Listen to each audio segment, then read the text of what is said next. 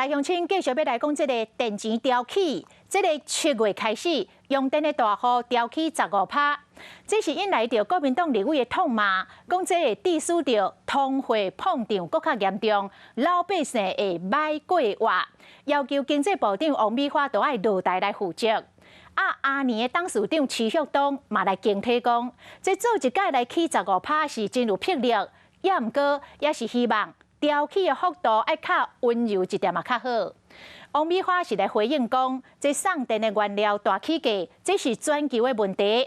针对用电的大户来调起15%，是要让电钱来合理化。讲若是无调起电钱，台电到年底就会出现财务的危机。经济部电价审议委员会伫27决定，用电的大户7月份起电价上悬起15%，好未少企业挡袂掉。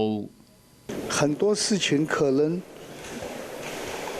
温柔一点，比较好一点吧。我们政府也棒得很能干的，他开一天会15%出来，你来个15%，大家呆掉了。是在某个角度讲，我们政府也它有魄力，反映一部分的成本而已。那让它的电价比较合理化。台电如果不做调整的话，到年底台电的财务会有非常大的一个危机。虽然民生用电无到1000度的无起，不过国民党立委批评政府能源政策错误。蔡总统伫2016年讲10年来电价未大幅度的起价，升落跳票，电话钱起价，民生物价恐惊卖起价。蔡英文总统必须面对这个问题，为你没有做好的事情来道歉。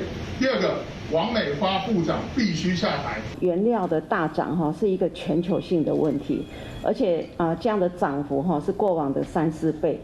那所以不管在所有的国家里面有没有用核能，他们的电价涨得比台湾还要更多。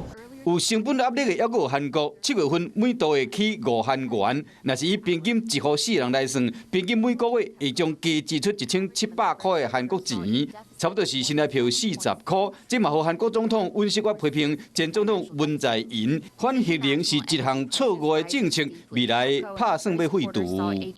Hello， 大家好，我是品轩。想要跟我一起品味生活中的大小事吗？一定要赶快打开华视的 YouTube 频道，按赞订阅，并且开启小铃铛哦。